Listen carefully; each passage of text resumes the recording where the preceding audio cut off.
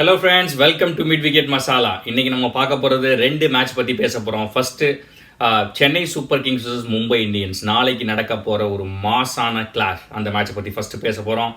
அதுக்கப்புறம் இன்றைக்கி நடந்து முடிஞ்ச royals battle RCB vs Rajasthan royals ரெண்டதை பற்றி தான் பேச போகிறோம். ஃபஸ்ட்டு நாளைக்கு நடக்க போகிற மேட்ச் ரொம்ப எல்லாரும் ஐபிஎல்ல ஆவலாக எதிர்பார்த்துட்டு இருந்த match, Chennai super Kings vs Mumbai Indians. ரெண்டு டீமுமே ரொம்ப கன்சிஸ்டண்ட்டான டீம் ஐபிஎல்ல. ரெண்டு டீமுக்கும் பயங்கரமான ஃபேன் ஃபாலோவிங் இருக்குது. அந்த மேட்சை பற்றி பேசுறதுக்கு முன்னாடி முதல்ல அவங்க ஹிஸ்ட்ரி வரலாறு எப்படி இருக்குது அப்படிங்கிறத எடுத்து பார்த்தோம்னா, இது வரைக்கும் சென்னை சூப்பர் கிங்ஸும் மும்பை இந்தியன்ஸும் 22 முறை மோதிருக்காங்க. அதில் 12 முறை மும்பை இந்தியன்ஸ், 10 முறை சென்னை சூப்பர் கிங்ஸ் ஜெயிச்சிருக்காங்க. அதே மாதிரி நாளைக்கு நடக்க போகிற வான்கெடே ஸ்டேடியத்தில் இது வரைக்கும் 9 முறை மோதிருக்காங்க சென்னையும் மும்பையும். அதில் 6 தடவை மும்பை இந்தியன்ஸ் ஜெயிச்சிருக்காங்க, 3 தடவை தான் சென்னை சூப்பர் கிங்ஸ் ஜெயிச்சிருக்காங்க. அதே மாதிரி கடைசி 5 மேட்ச்சில் ஒரே ஒரு தடவை தான் சென்னை சூப்பர் கிங்ஸ் ஜெயிச்சிருக்காங்க. 4 மேட்ச் தோற்றுருக்காங்க. ஒரே ஒரு தடவை ஜெயிச்சதும் போன வருஷம் ஃபர்ஸ்ட் மேட்ச் ஐபிஎல்ல டோர்னமெண்ட் ஓப்பனர் மேட்ச் பிராவோ பயங்கரமாக ஆடி நமக்கு ஜெயிச்சு கொடுத்த மேட்ச். ஸோ இதெல்லாம் வச்சு பார்க்குறப்ப, ஸ்டாட்டிஸ்டிக்ஸை வச்சு பார்க்குறப்ப மும்பை இந்தியன்ஸோட கை தான் கொஞ்சம் ஓங்கியிருக்கு அப்படின்னு ஸ்டாட்டிஸ்டிக்ஸ் சொல்லுது. பட் ரியலில் என்ன வேணால் நடக்கலாம், யார் வேணால் ஜெயிக்கலாம். ரெண்டுமே ஈக்குவலான டீம். ரெண்டு பேருக்கு இப்போ என்ன அட்வான்டேஜ், என்ன எப்படி விளையாட போகிறாங்க அப்படிங்கிற ஸ்ட்ராட்டஜியை பற்றி பேசுவோம். சென்னை சூப்பர் கிங்ஸ் இது வரைக்கும் ரொம்ப கன்சிஸ்டண்டான டீம். இந்த 3 மேட்ச் நடந்த 3 மேட்ச் வச்சு பார்க்குறப்ப ரொம்ப செட்டில்டாக யார் 11ல் விளையாடணும், யார் விளையாடக்கூடாது அப்படிங்கிற குழப்பமே இல்லாமல் தெளிவாக இருக்கிற டீமில் சென்னை சூப்பர் கிங்ஸ் தான் நம்பர் 1. இதில் பார்த்தீங்கன்னா சென்னை சூப்பர் கிங்ஸில் நிறைய மேட்ச் வின்னர்ஸ் இருக்காங்க. They know how to win matches. எந்த இடத்துலேருந்து, இதுக்கு உதாரணம் இப்போ நேற்று நடந்த மேட்ச், இப்போ லாஸ்ட் வீக் நடந்த மேட்ச் ராஜஸ்தான் ராயல்ஸோட பிராவோ.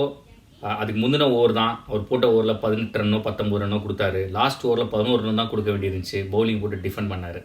ஸோ இந்த மாதிரி நிறைய மேட்ச் வின்னர்ஸ், பிரேவோ ஆகட்டும், ஜடேஜாவாகட்டும், தோனி ஆகட்டும், ஷேன் வாட்சன், நம்பர் டிராய்டு, யாராவது இம்ரான் தாஹிர், யாராவது ஒருத்தர் வந்து விளையாண்டு கொடுத்து ஜெயிக்க வச்சுருவாங்க. அதுக்கு முக்கியமான காரணம் Chennai super Kings team as a டீமாக அவங்க ஒருத்தங்களை நம்புறது, அவங்க மேலே இருக்க கான்ஃபிடென்ஸ், அவங்க கேப்டன் மேலே வச்சுருக்க கான்ஃபிடென்ஸ். அந்த கான்ஃபிடென்ஸ் ஃபேக்டர் தான் சென்னை சூப்பர் கிங்ஸ் நிறைய க்ளோஸ் மேட்சஸ் ஜெயிக்கிறதுக்கு, தோக்க வேண்டிய மேட்சை கூட ஜெயிக்கிறதுக்கு முக்கிய காரணமாக இருக்கிறது அந்த கான்ஃபிடென்ஸ் ஃபேக்டர் தான். அதே மாதிரி மும்பை இந்தியன்ஸ் அப்படின்னு பார்த்தீங்கன்னா, generally Mumbai Indians are shaky starters, right? So 2014 தெரியும், 4 மேட்ச் 5 மேட்ச் தோத்துட்டு பிளே ஆஃப்ஸ்க்கு வந்தாங்க. 2015 4 மேட்ச் தோத்துட்டு கப்பே அடிச்சாங்க. ஸோ அவங்களுக்கு இப்போ இருக்கிற ப்ராப்ளம் பிளேயிங் 11 கரெக்டாக அவங்க செட்டில் ஆகிட்டாங்களா இல்லையா அப்படிங்கிறது அவங்களுக்கு கொஸ்டின் மார்க் இருக்குது. அவங்க பிளேயிங் 11 இன்னும் தேர் ட்ரைங் டு ஃபிகர் அவுட். இன்னும் அப்படியே பார்த்துட்டு இருக்காங்க எந்த பிளேயிங் 11 செட் ஆகணும். ஒன்ஸ் அது செட் ஆகிடுச்சுன்னா வரிசையாக அவங்க ஜெயிக்க ஆரம்பிச்சிருவாங்க. என்னை பொறுத்த வரைக்கும் அவங்க டீமில், மும்பை இந்தியன்ஸ் டீமில் 3 இடம் கேள்விக்குரியது இல்லை மாற்றுறதுக்கு வாய்ப்புகள் இருக்குது அப்படின்னா, ஃபஸ்ட்டு கைரன் போலார்டை பென் கட்டிங் ரீப்ளேஸ் பண்ண வாய்ப்புகள் இருக்குது. அடுத்து யுவராஜ் சிங். இஷன் கிஷன் பெஞ்சில் உட்காந்துட்டு இருக்காரு. போன வருஷம் கிட்டத்தட்ட 145-150 ஸ்ட்ரைக் ரேட்டோட நிறையா யூஸ்ஃபுல் இன்னிங்ஸ் ஆடி கொடுத்தாரு.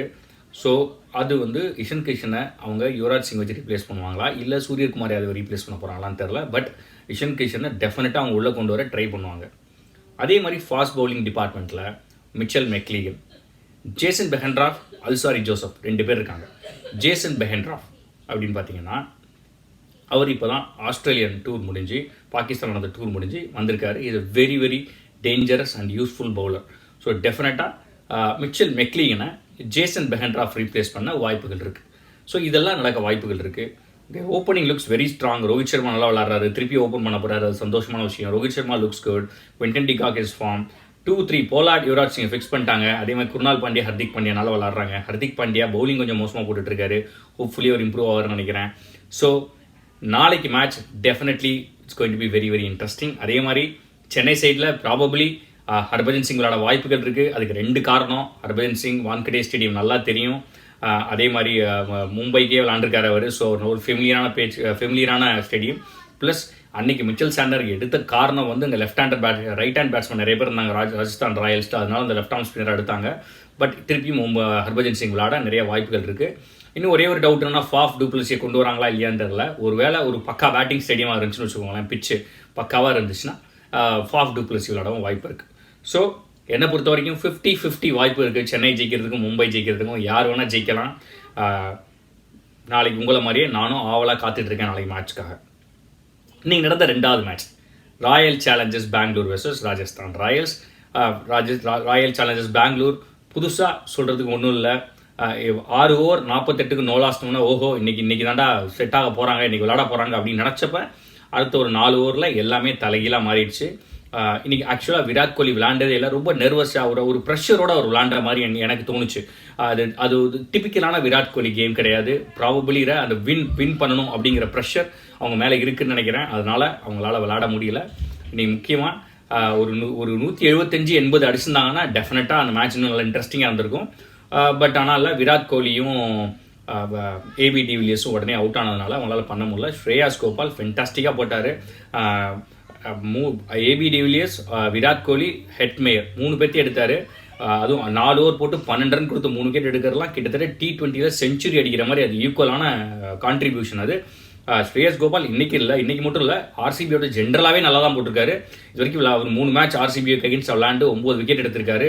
4.2 தான் எக்கனாமி ரேட்டு. ஏபி டிவிலியர்ஸில் 3 தடவை அவுட் ஆக்கியிருக்காரு.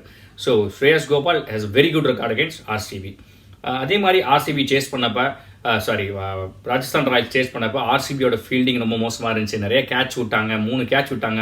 ரஹானேக்கு 1, ராகுல் திரிபாதிக்கு 1, ஸ்டீவன் ஸ்மித்துக்கு 1, இந்த மாதிரி விட்டாங்க. ரஹானே கேட்ச்லாம் எடுத்திருந்தால் ஒரு வேளை அப்போயே மேட்ச் கூட இன்ட்ரெஸ்டிங்காக மாறியிருக்கலாம். உமேஷ் யாதவோட erratic bowling, over throws, fielding, இந்த மாதிரி நிறைய ப்ராப்ளம் இருந்துச்சு. ஆர்சிபிக்கு இருக்கிற பெரிய பிரச்சனை அப்படின்னு பார்த்தீங்கன்னா அவங்க பிளேயிங் 11 ஃபிக்ஸ் பண்ணியே ஆகணும். அவங்களும் நிறைய மாற்றி பார்த்துட்டாங்க, கோச்சை கூட மாற்றிட்டாங்க. லாஸ்ட் டைம் வெட்டோரியிலேருந்து இந்த தடவை கேரி கர்ஸ்டன் கொண்டு வந்தாங்க. பட் ஆனால் அவங்களோட பிளேயிங் 11 கண்டுபிடிக்கிறது மட்டும் அவங்களுக்கு மாறவே மாட்டேங்குது. அது பெரிய பிரச்சனையாக இருக்குது. ஹோப்ஃபுல்லி சீக்கிரம் ஃபிக்ஸ் பண்ணுவாங்க அப்படின்னு நினைக்கிறேன். அதே மாதிரி ஹெட்மேயர் ரொம்ப எதிர்பார்த்தோம் இந்தியாவில் நல்லா விளாண்டாரு அப்படின்ட்டு. பட் அவர் வர ரொம்ப மோசமாக விளாட்றாரு. 4 மேட்ச் விளாடு வெறும் 15 ரன் தான் அடிச்சிருக்காரு. So there are lot of problems for RCB to solve. ஒரே ஒரு நல்ல விஷயம் என்னென்னா சஹாலோட பவுலிங் சூப்பராக போடுறாரு. அதே மாதிரி சைனி நல்லா போட்டார். இன்றைக்கி ஓரளவுக்கு ரன் கொடுத்தா கூட கிட்டத்தட்ட 12 டாட் பால் போட்டாருன்னு நினைக்கிறேன். ஸோ அவரும் நல்லா போடுறாரு. இப்போ தான் ஸ்டானியஸ் வந்திருக்காரு. இன்றைக்கி ஓரளவுக்கு சுமாராக விளாண்டாரு. பட் ஏன்னா நிலைமையும் அப்படி தான் இருந்துச்சு. அவர் அடித்து விளாட்ற மாதிரி லைசன்ஸ் இருக்கிற அளவுக்கு ஸ்கோர் இல்லை. அடுத்த மேட்ச் என்னென்ன சேஞ்ச் பண்ண போகிறாங்கன்னு தெரில. எனக்கு இன்னும் புரியாத விஷயம் என்ன, ஏன் கவுண்டர்னு இன்னும் சவுத்தியும் வரல அப்படிங்கிறது ஆச்சரியமாக இருக்குது. 2 பேரில் யாராவது ஒருத்தர் எடுக்கலாம். எனக்கு தெரிஞ்சு மோயின் அலியை ட்ராப் பண்ணிட்டு எடுக்கலாம். அதே மாதிரி வாஷிங்டன் சுந்தருக்கு ஒரு சான்ஸ் கொடுக்க வாய்ப்பு இருக்குது. டெஃபினட்டாக அடுத்த மேட்ச் கேகேஆரோட அவங்க என்ன பண்ணுறாங்கன்னு தெரில. டெஃபினட்டாக ஆர்சிபி ஜெயிச்சே ஆகணும். இல்லைனா இந்த டோர்னமெண்ட்டில் பிளே ஆஃப்ஸ் குவாலிஃபையர் வாய்ப்பு குறைஞ்சிக்கிட்டே வந்துடும். அதேமாதிரி ராஜஸ்தான் ராயல்ஸ் சூப்பராக விளாண்டாங்க. They look a very solid team. இன்றைக்கி மேட்ச் எனிவே லாஸ்ட் ஓவரில் முடிஞ்சிருந்தா கூட ஆக்சுவலாக அந்தளவுக்கு க்ளோஸாக இல்லை. அவங்க ரொம்ப சேஃபாக இருந்தாங்க, ஜெயிச்சே ஆகணும் அப்படிங்கிற மாதிரி விளாண்டதுனால அவ்வளோ க்ளோஸாக போச்சே தவிர மிச்சப்படி they are very confident. They always look like they're winning. Steve ஸ்மித்தோட கான்ட்ரிபியூஷன், பட்லரோட கான்ட்ரிபியூஷன், ராகுல் திரிபாதி 3 பேரும் நல்லா விளாண்டாங்க, தெளிவாக விளாண்டாங்க. அவங்க ஜெயிக்கிறதுக்கு டெஃபினட்டாக அது ஹெல்ப்ஃபுல்லாக இருந்துச்சு. So Rajasthan Royals will be happy. RCB டேபிளில் கடைசி இருக்குது, மும்பை இந்தியன்ஸ் அதுக்கு முன்னாடி இருக்குது. ஸோ நாளைக்கு ஒரு இன்ட்ரெஸ்டிங் மேட்ச் இருக்குது. இதே மாதிரி இன்னொரு வீடியோவில் நாளைக்கு அந்த மேட்ச் பற்றி பேசலாம். அது வரைக்கும் இந்த வீடியோ உங்களுக்கு பிடிச்சிருந்துச்சுன்னா லைக் பண்ணுங்கள், ஷேர் பண்ணுங்கள், கமெண்ட் பண்ணுங்கள், சப்ஸ்கிரைப் பண்ணுங்கள். தேங்க்யூ.